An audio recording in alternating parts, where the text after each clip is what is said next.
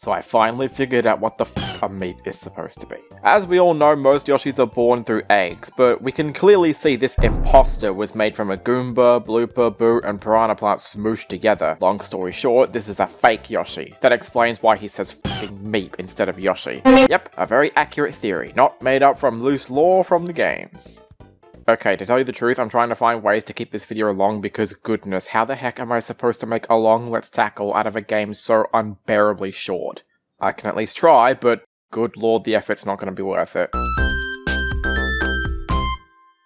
After Yoshi's Story was released, Nintendo sorta stopped making Yoshi games for their home consoles and shifted their efforts into making them for handhelds instead. I heard from somewhere that Nintendo actually wanted another Yoshi game for the Nintendo 64 to be in 3D, and it was going to be developed by Argonaut Games of Star Fox fame. But after some heat went down, they split up and Argonaut went on to make Croc instead. You ruined the chance of a 3D Yoshi game all of these years. Fuck you, Croc. All joking aside, Nintendo wanted a new Yoshi game for their hot handheld, the Game Boy Advance, and eventually settled on outsourcing it to Artoon, who I only remember as the devs of Blinks for the Xbox. Thus, Yoshi Topsy-Turvy was released in 2005, also known as Yoshi's Universal Gravitation in Europe, and I'm definitely not saying the latter's name because good god it doesn't roll off the tongue well. If only this game wasn't released at a time when Nintendo got a bit too experimental with their games. And judging by how the Wii and Wii U turned out, it lasted a while. Yoshi Topsy-Turvy features a built-in tilt sensor for the cartridge, which is used to manipulate the game's environment. There were a few games around this time that used this feature. The one that comes to mind most is WarioWare Twisted, but while the gyro sensors work fine for a quick time-based minigame set that barely requires any input, Yoshi Topsy-Turvy is a 2D platformer, so mixing that in with gyro sensors is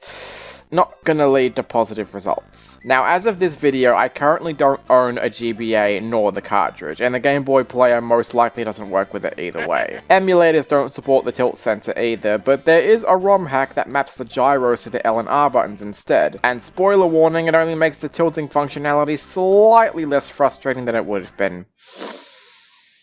Shall we get started then? The plot of this game sees Bowser attacking Yoshi's Island for no given reason, actually. Guess he was bored that day. But a spirit named Hongo attempts to seal him and his minions up in the Forbidden Pop-Up Book, and yes, that's actually what it's called, but he accidentally seals Yoshi and the entire island up as well. Sound familiar? Yoshi starts to freak out until he's encountered by another spirit named the Spirit Who Loves Surprises. Okay, seriously, what is it with this game and these basic fucking names? Apparently the Spirit Who Loves Surprises used to work for Hongo, but got fired for never keeping his secrets. And Yoshi gets pretty pissed about it. So he does the right thing. Send him away! So in order for Yoshi to return himself and his island back to normal, he needs to satisfy each chapter's spirit in order to advance on his quest. I'm not sure why the spirits aren't automatically on Yoshi's side, given Bowser is being this destructive, but I think in reality the spirits can't be asked to do anything basic. I know it's easy to point and laugh at a plot being this hollow and dumb in a Nintendo game, but like I said, I'm trying to keep this video as decent and interesting as I can. As for the gameplay itself, well, standard movement isn't too bad. You have most of Yoshi's same moves, jumping, flutter jumping, and eating enemies, only this time Yoshi doesn't shit out eggs anymore. For some reason they took out the egg throwing mechanic, which was one of the reasons Yoshi games felt so distinct. It'd be like if Sega had a Sonic game besides the first that didn't use the spin dash. It just wouldn't feel right, would it? And no, the Bruce games don't count, shut up. Nah, instead Yoshi literally farts out his enemies. No, I'm not joking. It literally looks like he's farting out everything he eats. I mean, hey, better to do it on the spot instead of building it up over time and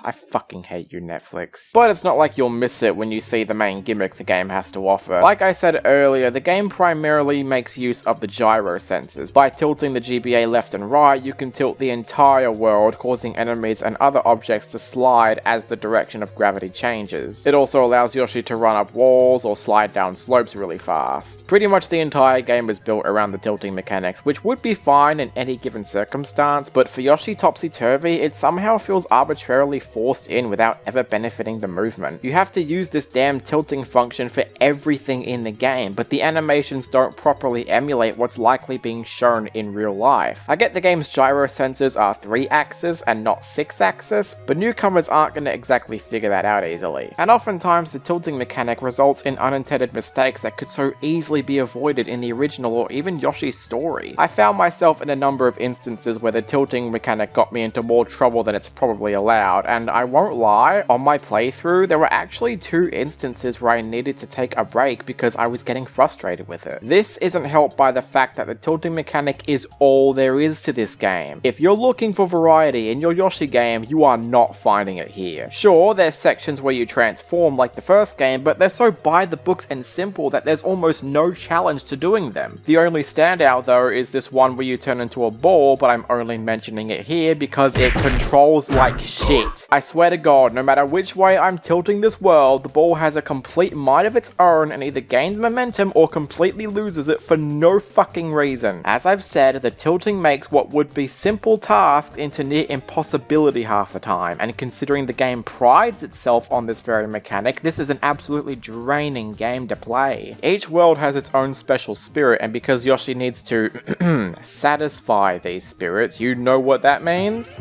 Wait, why is that music playing? Oh god, no! I didn't mean it like that! In order for you to satisfy the spirits, each level is one giant minigame. You need to complete a set goal each spirit gives you, like getting coins, killing enemies, beating the level in a lot of time frames, surviving murder, the fun stuff. Although I say fun very loosely, because the replay value in these levels dry out really quickly, since you're doing the exact same missions over and over again. Sure, near the end of the game they start having 2 spirits task you instead of 1, but this only makes the already tedious missions even more tedious since I have to deal with both that, the rigid controls, and awful tilting mechanics. Just rinse and repeat the same mission concepts and levels over and over again and Bob's your uncle. Yeah, there's extra missions you can do after the game, but as far as I know they just make you do the exact same levels all over again. What fun. It doesn't help the same music is used for these missions as well, leading to a forgettable soundtrack that's reused over and over again, which is bound to get annoying after a while. And on the topic of bosses, there's only 2 in the entire game. The first just has you chasing Bowser to the end and there's almost no challenge. You ungrateful piece of shit! You're trying to get me to save this world, yet you're trying to kill Yoshi anyway? Don't tell me you were trying to test him. What would have happened if this actually killed him, you fucking fuck? And the final boss isn't much better. You just tilt the entire world against Bowser's favor and eventually have to get him to fall into a pit of lava. Kinda unfair for the dude, but whatever, the game's over. I don't care. The island gets restored, the psychotic spirit gets to work for Hongo again, happily ever after my ass. So, some of you are probably thinking, wait, that's it?